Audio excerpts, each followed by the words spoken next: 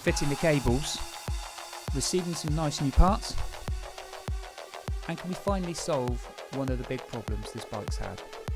We'll finish off the drivetrain and fit any remaining parts. Welcome to the third and final episode of this Klein gravel build.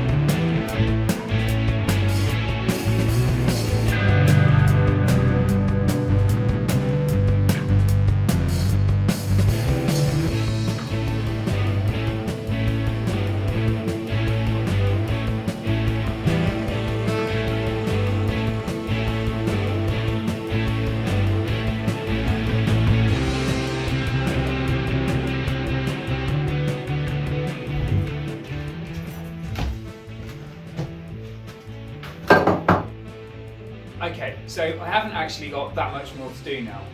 We've flown through, well not flown through, but we've got through everything on this bike up to this point now. No major issues, nothing worrying me. The only thing I've got to do is to fit a pedal arm, or possibly a different pedal arm to that. Got a nice new 105 level chain to go on. What else? We've also got to put some headset, some sort of stem spacers, and stem cap on. What else? We've just got to also do up the gears, so we've got the 11-speed working well on the back. Other than that, it's just the seat post and a saddle, which is in the post at the moment, and that's it. We can get it out, we can try it. I am so looking forward to actually giving this a go. It's been hanging around now in our workshop. I just want to try it. It looks amazing. I'm sure it's going to feel amazing. Let's crack on.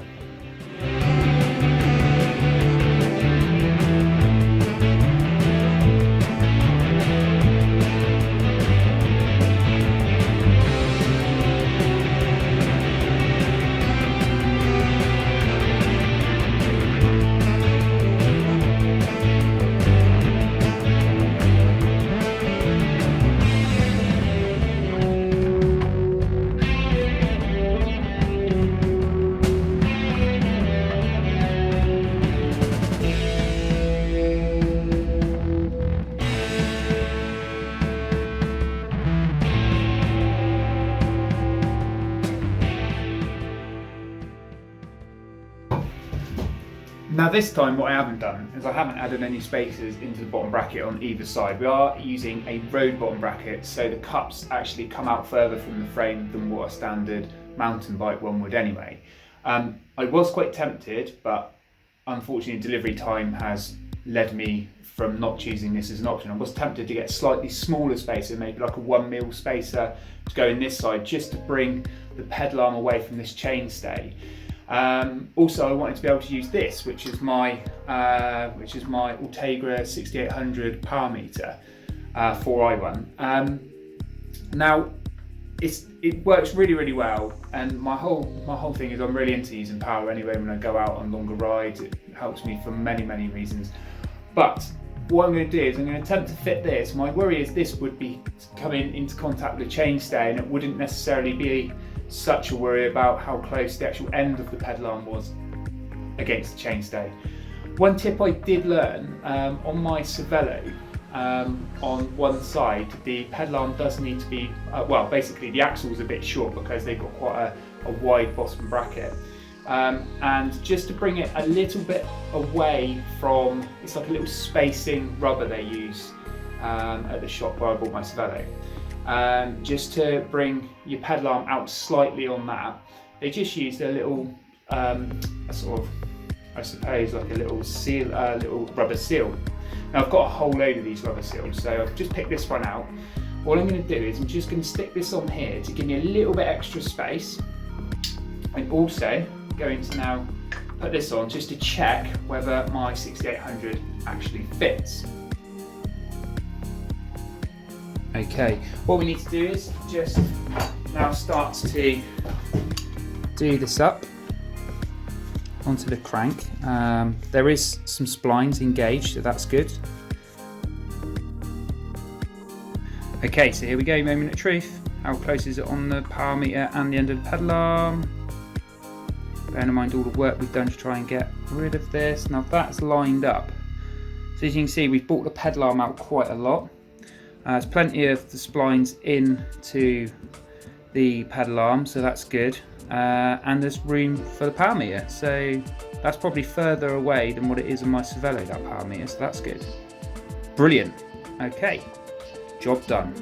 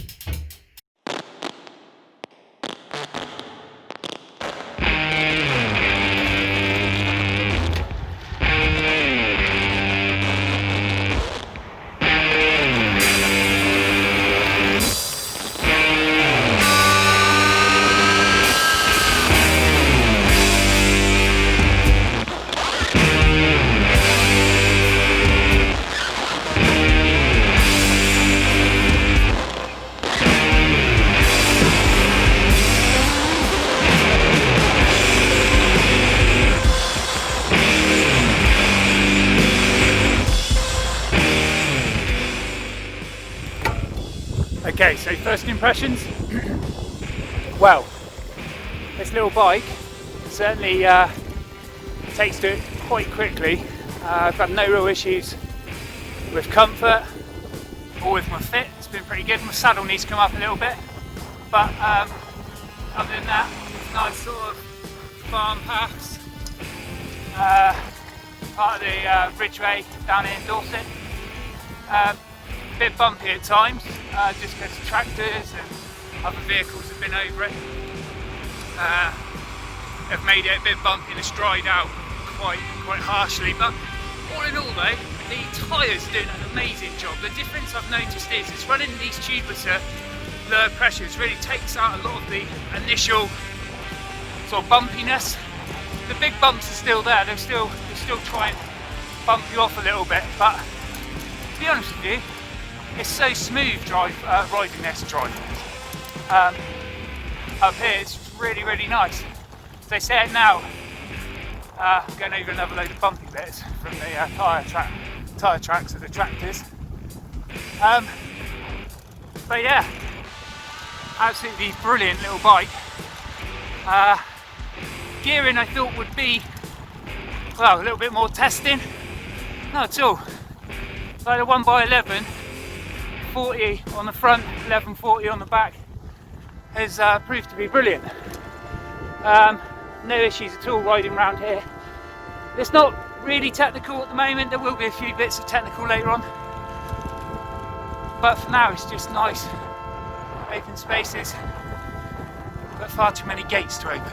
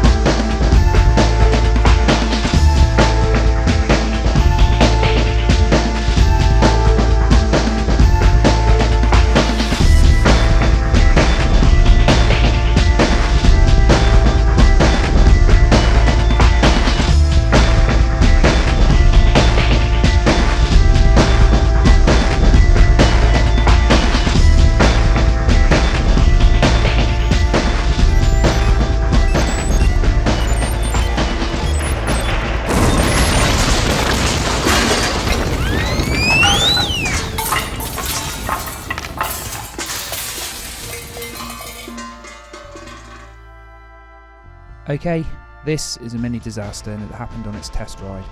Unfortunately, not enough of the crank spindle was engaged into the pedal arm and the plastic fixing bolt was under too much pressure. This fixing bolt sheared off and the pedal arm came away. So this GRX chainset was not the answer. Time to search out a new solution. Hi, right, so I've received some nice parcels through the post, which is going to finally, fingers crossed, solve my issue with the chain set. Obviously, the main problems I've had is that the spindle or the axle going through the bottom bracket, which is obviously part of the crank, is just not long enough for me to adjust much to get much clearance either for the pedal arm, which was very close to rubbing the frame, or for the crank where we had initially the problem with the teeth rubbing when we had the Ultegra chain set, the teeth rubbing on the actual chainstay. So we had to buy the GRX 600 to fit the bike, the chain set to fit the bike, and it kind of worked, didn't it? But the problem was that we just didn't have enough spindle length to be able to attach the pedal arm onto safely without there being or having some major damage being caused. So I've had to go shopping to get some new stuff. This should solve it, because like I was just saying, I checked with a mountain bike chain set which I had, and I fitted it onto the Klein quickly just to see how it lines up, and it gives so much more room on the pedal arm on both and the crank as well, so they don't get anywhere close to touching the frame, and that's with no extra spaces in as well. So let's have a look, let's put this together, and what the parts consist of is a nice new 1x11 M8000 crank set, which is in there. It's all very nice, nicely boxed. And then from Sigma Sports, I got a relatively good offer on the 4i power meter, and this is again one that goes in combination. It's a M8000 pedal arm. Now the mountain bike pedal arms do actually seem to be they don't seem to come down in price quite like the road ones do. I don't know whether it's quite as popular an idea really with mountain biking that you have a power meter. But to be honest with you, this one really is probably comparable to the same level as an Ultegra 6800 or an R8000 power meter, but the price is quite a substantially amount higher for this. I think this was like $339 and I got it reduced because apparently I'm like one of their loyal customers, down to about $307. So I had to go to Poland. Well, not me personally, but I had to search the internet. And I tell you what, it's really hard to find this company on the internet. They didn't just pop up on a Google search or anything. So when I kept searching for 40-tooth chain rings that would fit this M8000 crankset, it wasn't easy to find. It was only, again, one of the club members I'm part of, a cycling club I'm part of, who suggested I look at two companies, either Amber Bikes, that's one that can produce it, and then this Garbarek. Now, I will say it looks good. It's got the teeth on it. They look massive. They look really deep teeth. I mean, I don't think a chain is going to jump off. It has got the narrow wide patterning as well, so it makes sure that the chain stays on, so you don't have any sort of like chain keeper or anything. Just like any other gravel bike. But the reason I had to get this really is because with the M8000, they just don't seem to go as high in the amount of teeth.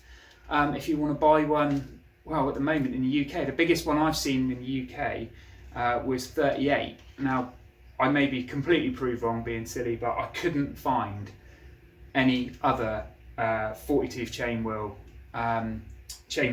in the UK. So I had to go abroad to get this. It's really quite expensive on postage, and it's like €13 to get posted. I think it worked out something like about 55, 60 euros for this, which isn't cheap. But the thing is, you can see it's a CNC machined item. Somebody's taken a lot of pride and a lot of work in that, and you just can't buy them, like I've already said. So we're going to fit this all up and see what it looks like and get it on the bike. And I'm hoping this is the one fit solution that is going to totally sort this bike out, and I don't have to worry about power meter, the crank spindle length, or any issues arising from that again. And then the bike is perfect for me.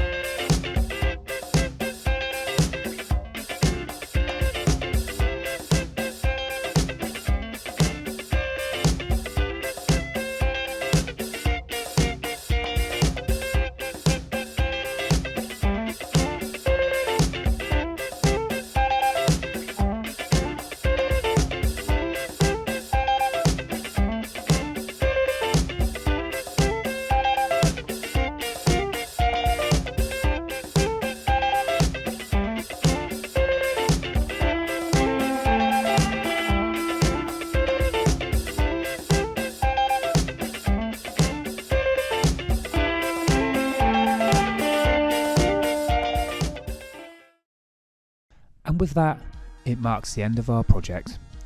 But I've really enjoyed doing this bike. There are other bikes I've done previously that I just don't feel have finished off quite as well as this bike.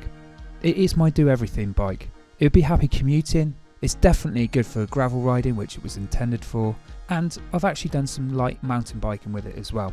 It hasn't been without its problems there, as you've seen. This bike has fought me all the way through, but I actually think we've both won. I've won because I've realised a lot about the background of the bike and how we needed to account for that, but also I feel like the bike has won because I feel it is really modernised and it has a really promising future with me now. Some of the things I really love about this bike: the colour to start with. I think the gold and the black looks absolutely brilliant. I also like the 1x11 group set. The gearing works perfectly for this kind of build. And I think the hump wheels, it's definitely worth mentioning those. They're a good weight, they're very stiff, they're very smooth, and they really do run well with the tubeless tyres. I think the biggest achievement for me is I've never actually had to fabricate a part for the bike, so I'd say that that's quite a proud thing for me to be able to build the adapter for the rear brake caliper successfully. But I've learnt a lot, especially when we considered chainset and the bottom bracket. I'm definitely happy with the outcome, but I definitely could have saved some money if I had had a bit more experience actually dealing with this part of the bike. So if you like what you've seen, please like the video, it's great to have that feedback. And if you wish to subscribe to the channel, which would also be amazing, then just go to the Time for Bikes blue circle in the bottom right corner now and click on that. And also, if you'd like to rewatch the series, or if you missed one of the episodes, you can go back to the beginning of the series by going into the left corner now and clicking on the video link there. But from me, happy cycling, thanks for watching, and see you again soon.